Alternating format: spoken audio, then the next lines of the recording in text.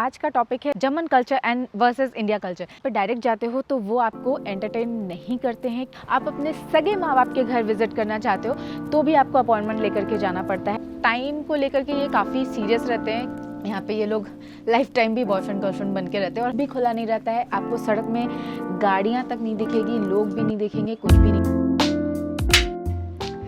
Hello guys and welcome back to my channel. मेरा नाम है स्वाति और मैं रहती हूँ जर्मनी में। तो आज मैं आपके लिए वापस से कुछ इंटरेस्टिंग टॉपिक लेकर के आई हूँ। जैसा कि आप जानते हो कि मैं जर्मनी से रिलेटेड टॉपिक्स बनाती हूँ। तो आज का टॉपिक है German culture and versus India culture. यहाँ पे आए हुए हमें करीबन 8 साल हो चुके हैं। तो काफ़ी टाइम हमने ये जर्मन्स के साथ बिताया है, तो इसलिए मैंने सोचा कि क्यों ना आपके साथ ये शेयर करूं कि यहाँ के कल्चर और हमारे इंडिया के कल्चर में कितना ज़्यादा डिफरेंस है। ये आप मुझे ज़रूर कमेंट करके बताना कि आपको ये वीडियो कैसा लगा आगे जा कर के। और अगर मैंने कुछ मिस किया तो वो भी आप मुझे बता सकते हो कि आपको इसके अलावा भी आपको कुछ चाहिए, आप कुछ जानना चाहते हो यहाँ के कल्चर के बारे में, तो मैं वो भी इंक्लूड करूँगी अपने वीडियो में। ये वीडियो उन लोगों के लिए बहुत इन्फॉर्मेटिव हो सकता है जो यहाँ पे आना चाहते हैं या फिर जिनको बहुत इंटरेस्ट है किसी और कंट्री का कल्चर कैसा है, कैसा नहीं है, क्या अच्छा है, क्या बुरा है, हम वहाँ से क्या सीख सकते हैं और हम अपने कल्चर से उनको क्या सिखा सकते हैं। तो अगर आपको कल्चर में इंटरेस्ट है तो आपको ये वीडियो ज़रूर पसंद आएगा। तो इससे पहले कि मैं अपने टॉपिक के साथ आगे बढ़ूँ तो please guys like, share and subscribe to my channel. It's completely free and it's not going to bother you, but हाँ, आपको यहाँ से बहुत सारी इन्फॉर्मेशन मिल सकती है। तो सबसे पहले मैं स्टार्ट करती हूँ यहाँ के उस कल्चर की जो मुझे यहाँ पे सबसे ज़्यादा अट्रैक्ट किया था। और मैं थोड़ी शॉक भी थी, थोड़ी सरप्राइज भी थी और सच पूछो तो मैं बहुत हैप्पी भी हुई, क्योंकि यहाँ पे ये कल्चर है कि आप जब भी किसी से भी मिलते हैं, इवन आप रास्ते में चल रहे हो तो भी यहाँ पे लोग एक दूसरे को ग्रीट करते हैं, वो हेलो बोलते हैं और वो एक स्माइल के साथ हेलो बोलते हैं। ये हमारे इंडिया में नहीं है, बट इनका यहाँ पे वैसा नेचर नहीं है। दे आर वेरी फ्रेंडली, वो हमेशा हेलो बोलते हैं कहीं पे भी, कोई भी, किसी से भी। तो ये मुझे यहाँ का बहुत अच्छा लगा था। फिर मैं यहाँ पे बात करना चाहूँगी अपॉइंटमेंट सिस्टम का।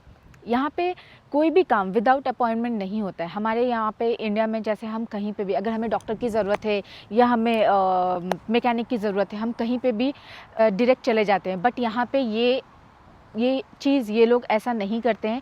दे प्रेफर कि आप पहले कॉल करके अपॉइंटमेंट लीजिए एंड देन आप उनके पास आइए, then they will entertain you more rather than कि अगर आप वहाँ पे डायरेक्ट जाते हो तो वो आपको एंटरटेन नहीं करते हैं, क्योंकि उनका अपॉइंटमेंट बुक रहता है।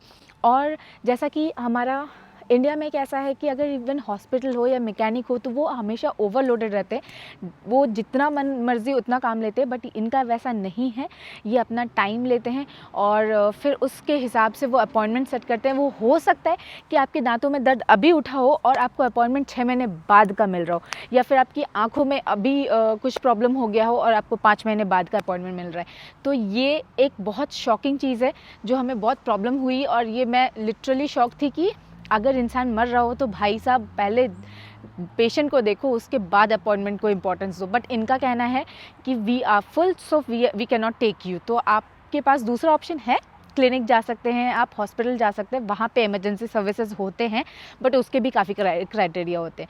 तो दिस कल्चर लिटरली शॉक्ड मी, क्योंकि इंडिया में हमारा वैसा कुछ भी नहीं है। हमें जब जिस चीज़ की ज़रूरत पड़ती है हम उस वक्त वो चीज़ ईजिली ग्रैब कर सकते हैं। तो जैसा कि मैंने बताया, यहाँ का अपॉइंटमेंट सिस्टम मुझे थोड़ा वियर्ड लगता है, क्योंकि यहाँ पे सिर्फ अपॉइंटमेंट आपको बाहर के लिए नहीं, इवन अगर आप अपने दोस्तों के घर विज़िट करना चाहते हो या फिर आप अपने सगे माँ बाप के घर विज़िट करना चाहते हो तो भी आपको अपॉइंटमेंट लेकर के जाना पड़ता है, because they don't like it कि अगर आप विदाउट अपॉइंटमेंट उनके पास आते हो तो इसीलिए ये मुझे बहुत ही यहाँ का वियर्ड सिस्टम लगता है। सो नेक्स्ट टॉपिक भी मेरा इसी से रिलेटेड है। यहाँ पे पर्सनल लाइफ को ये लोग बहुत इंपॉर्टेंस देते हैं, क्योंकि इसके लिए यही एक वजह है जिसकी वजह से वो अपॉइंटमेंट्स को इतना वैल्यू देते हैं, क्योंकि उनको नहीं पसंद कि उनके पर्सनल लाइफ में कोई भी कभी भी आकर के उनको डिस्टर्ब करे। हमारे यहाँ हम रिलेशनशिप को ज़्यादा इंपॉर्टेंस देते हैं, बट ये पर्सनल लाइफ को इंपॉर्टेंस देते हैं। इवन दो वो हस्बैंड वाइफ हो या फिर मम्मी पापा हो या बच्चे हो, सबके लिए सेम है। इसके अलावा यहाँ पे सबसे ज़्यादा शॉकिंग मुझे कल्चर यहाँ का ये लगता है कि यहाँ पे अलाउड है बिना शादी किए भी आप एक साथ रह सकते हो और आप बच्चे भी पैदा कर सकते हो, क्योंकि यहाँ पे अलाउड है बिना शादी किए भी आप एक साथ रह सकते हो और आप बच्चे भी पैदा कर सकते हो। क्योंकि यहाँ पे बहुत सारे केसेस मैंने देखे हैं, बहुत सारे मेरे आसपास फ्रेंड्स है या फिर फैमिलीज़ है जिनके 2-2 3-3 बच्चे हैं और इवन वो बच्चे बड़े हो गए हैं और अभी वो शादी करने जा रहे हैं, they have planned for marriage now. तो ये एक बहुत शॉकिंग कल्चर है यहाँ का, क्योंकि हमारे इंडिया में हमारा पहला क्वेश्चन ये होता है आप शादीशुदा हो एंड देन सवाल आता है कि आपके पास आपके कितने बच्चे हैं या आपके बच्चे हैं या नहीं है। बट यहाँ पे ऐसा नहीं है, यहाँ पे आप पहले पूछ सकते हो कि आपके बच्चे हैं कि नहीं है। जैसे कि मैंने आपको कहा कि इन लोगों का सारा काम अपॉइंटमेंट बेसिस पे होता है। इससे उनको फ़ायदा ये है कि उनको अपने लिए, अपने ऊपर काम करने के लिए, अपने घर के ऊपर काम करने के लिए, अपनी फैमिली के ऊपर काम करने के लिए बहुत टाइम मिलता है। तो यहाँ पे मैंने ये भी नोटिस किया कि यहाँ पे लोग खुद का सारा काम खुद करना पसंद करते हैं। जैसे कि चाहे वो घर बनाने से लेकर के, टाइल्स लगाने से लेकर के, फर्नीचर बनाना ही क्यों ना हो, लोग हर एक चीज़ खुद अपने पसंद से लेकर आते हैं और खुद स्क्रैच से उसे बनाना शुरू करते हैं एंड तक। और ये उनको काफ़ी अच्छा लगता है। और सिर्फ इतना ही नहीं, वो अपने ऊपर भी बहुत टाइम स्पेंड करते हैं। वो अपना ध्यान भी रखते हैं, जिम जाते हैं, स्पोर्ट्स करते हैं। और आप ऐसा देखोगे मोस्टली सारे लोग इसमें इन्वॉल्व रहते हैं और वो ऐसा ही करना चाहते हैं ताकि वो भी फिट रहे और वो अपनी फैमिली को भी फिट रख सके। टाइम को लेकर के ये काफ़ी सीरियस रहते हैं कि इनको हर जगह टाइमली जाना, टाइमली रहना, टाइमली सोना, टाइमली उठना, टाइमली ऑफिस जाना, हर एक चीज़ ये लोग बहुत टाइमली करते हैं। हमारे जैसे लेट लतीफ़ नहीं होते हैं। तो ये मुझे बहुत ही अच्छा लगता है इनका यहाँ पे। तो कोकोनट पीते पीते मुझे याद आया कि यहाँ पे एक और कल्चरल डिफरेंस जो मुझे बहुत ही शॉकिंग लगता है वो ये है कि जब हम जैसे इंडिया में रेस्टोरेंट में जाते हैं तो कोई भी अगर हम फैमिली मेम्बर्स के साथ जा रहे हैं तो मोस्ट ऑफ द टाइम जो हमारा हेड ऑफ़ द फैमिली है वो वहाँ पे रेस्टोरेंट का बिल पेमेंट करता है। बट यहाँ ऐसा नहीं है। Even if you are husband wife और you are going with your mama and papa, तो भी वहाँ पे जो बिल है वो सेपरेट आते हैं और सब अपना अपना बिल खुद पे करते हैं। वैसे तो एक तरह से ये अच्छा है, but I don't know, I found it little weird, क्योंकि हम इंडियंस ऐसा करते नहीं है यूजुअली। बिल के अलावा यहाँ पे अगर आपके साथ एक छोटा सा बच्चा भी है 3 या 4 साल का, तो उनके लिए यहाँ पे अलग से प्लेट ऑर्डर होता है। हमारे जैसे हम जैसा करते हैं कि हाँ हम कम खाने वाले हैं तो हम शेयरिंग करके खा लेते हैं, तो ये यहाँ पे बिल्कुल लोग प्रेफर भी नहीं करते। तो अगर आप देख रहे हो कि टेबल पे 5 लोग बैठे हैं विथ 3 बच्चे, तो आप तीनों के अलग अलग ऑर्डर रहता है और वो तीनों अपना अपना ऑर्डर फिनिश करते हैं। और ये लोग वैसा भी नहीं करते हैं कि भाई वो बच रहा है तो हम यहाँ से शेयरिंग कर ले, तो हम वहाँ से शेयरिंग कर ले। तो ये शेयरिंग इज़ केयरिंग पे बिल्कुल भी बिलीव नहीं करते इस मामले में। तो अब आती हूँ मैं अपने अगले शॉकिंग कल्चरल डिफरेंस में, जो कि यहाँ पे है शादी। यहाँ पे जैसे हमारे यहाँ मैंडेटरी है शादी के बाद बच्चे, पहले शादी फिर बच्चे, एंड शादी इज़ लाइक बहुत ही बड़ा ग्रैंड सेलिब्रेशन होता है। हमारे हज़ारों लाखों करोड़ों लोग खर्चा करते हैं अपने अपने इसके हिसाब से। बट यहाँ ऐसा नहीं है। यहाँ पे शादी इज़ नॉट दैट इम्पॉर्टेंट। यहाँ पे कई फैमिली ऐसे हैं, जैसे फॉर एग्जांपल हम जिस घर में अभी रह रहे हैं, इस घर में इससे हमसे पहले जो फैमिली रहती थी, मुझे लगा था कि ये बहुत ही नॉर्मल फैमिली है। उनके 3 बच्चे थे एंड या दोनों हस्बैंड वाइफ दोनों साथ में रहते, नॉट हस्बैंड वाइफ। ये तो मुझे तब पता चला जब मेरी किसी और पड़ोसी से बात हो रही थी, तो उन्होंने मुझे बताया कि इनकी शादी नहीं हुई है। तो I was like literally shocked कि यार 3 बच्चे हैं, साथ में रह रहे हो तो शादी क्यों नहीं कर रहे हो। बट हाँ, यहाँ पे लोग शादी करना इतना प्रेफर नहीं करते और ये कोई प्रॉब्लम नहीं है यहाँ पे। It's very normal here.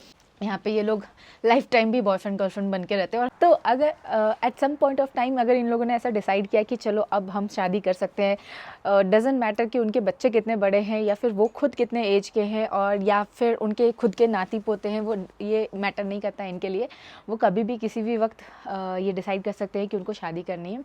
और जो शॉकिंग फैक्टर इसमें ये है कि यहाँ पे शादी बहुत ही क्लोज वेंचर होता है। यहाँ पे शादी हमारी शादियों के जैसा नहीं होता है कि हम जिसको भी जानते हैं, हम हर पड़ोसी, फ्रेंड्स, रिलेटिव्स, दूर के रिलेटिव्स, हम सबको अपनी खुशी में शामिल करते।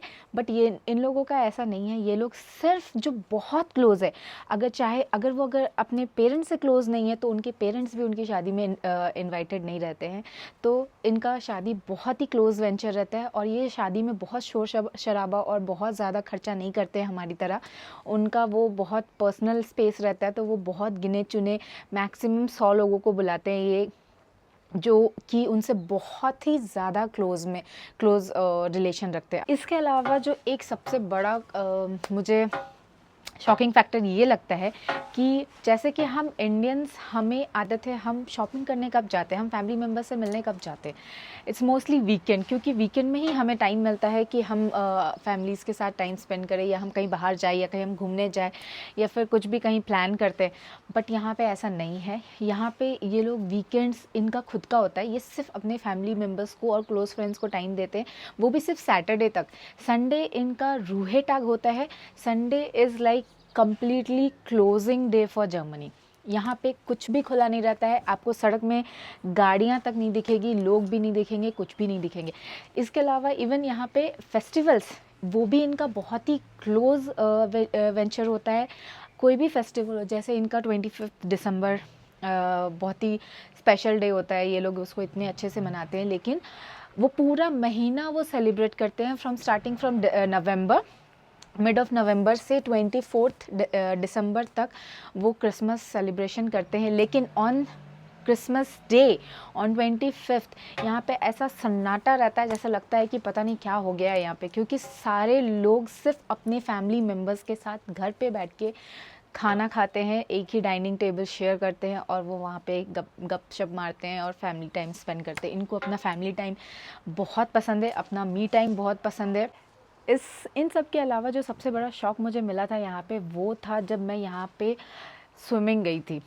तो वहाँ सबसे बड़ा शॉकिंग ये है, वो आपको भी शॉक कर सकता है। तो अगर आप यहाँ जर्मनी आ रहे हो और आप कहीं स्विमिंग जाने के लिए सोच रहे हो, या सौना जा रहे हो, या फिर जिम जा रहे हो, तो इसके लिए आप बिल्कुल प्रिपेयर रहिएगा, क्योंकि यहाँ पे आपको किसी भी जिम में या फिर स्विमिंग में या सौना में, यहाँ पे आपको ओपन शावर रूम मिलता है, वो सब ओपन होता है, तो वहाँ पे सब कुछ ओपन रहता है। तो ये बहुत ही बड़ा शॉकिंग इंसिडेंट हुआ है हमारे साथ। तो हमारे लिए तो वो बिल्कुल शॉकिंग था, और हम उसको अडाप्ट ही नहीं कर पा रहे हैं, और आज भी नहीं अडाप्ट कर पा रहे हैं उन चीज़ों को। लेकिन ऐसा नहीं है कि क्लोज़ कंपार्टमेंट नहीं मिलते हैं, क्लोज़ कंपार्टमेंट का भी ऑप्शन रहता है, बट वो बहुत रेयर होता है। तो बट मोस्टली आपको ओपन शावर ही रहता है यहाँ पे। और एक चीज़ जो यहाँ पे मैंने नोटिस की है कि यहाँ पे लोगों को एडवांस विशेस पसंद नहीं है। जैसे हम इंडिया में कई बार एडवांस विश कर देते हैं, happy birthday in advance, happy anniversary in advance. ये लोग यहाँ पे उस चीज़ को बहुत ही बुरा मानते हैं। इसके लिए प्लीज़ गाइज, अगर आप यहाँ आ रहे हो तो ऐसी गलती मत कीजिएगा, क्योंकि इनको ये बिल्कुल नहीं पसंद कि इनको कोई भी चीज़ एडवांस में विश करे। इसके साथ मैं अपना ये वीडियो ख़त्म कर रही हूँ यहाँ पे। ये थी थोड़े हमारे एक्सपीरियंसेस जो यहाँ के कल्चर के साथ हमें हुए हैं, और जो हमें थोड़े से वियर्ड लगे यहाँ के हिसाब से। तो आप कमेंट में ज़रूर लिख करके बताइएगा कि आपको यहाँ के कल्चर में क्या अच्छा लगा और क्यों अच्छा लगा, और अगर जो ये चीज़ें जो मुझे वियर्ड लगती है, वो क्या आपको भी वियर्ड लगी, या फिर आपके लिए ये बहुत ही नॉर्मल है। तो अगर आपने ऐसा कुछ किसी और कंट्री में भी एक्सपीरियंस किया हो, तो भी वो मुझे कमेंट सेक्शन में ज़रूर लिख करके बताइएगा। तो ये था मेरा शॉर्ट एंड स्वीट आज का वीडियो। मैं यहाँ पे ये वीडियो ख़त्म कर रही हूँ। मिलती हूँ मैं आपसे नेक्स्ट वीडियो में। Till then take care, bye bye.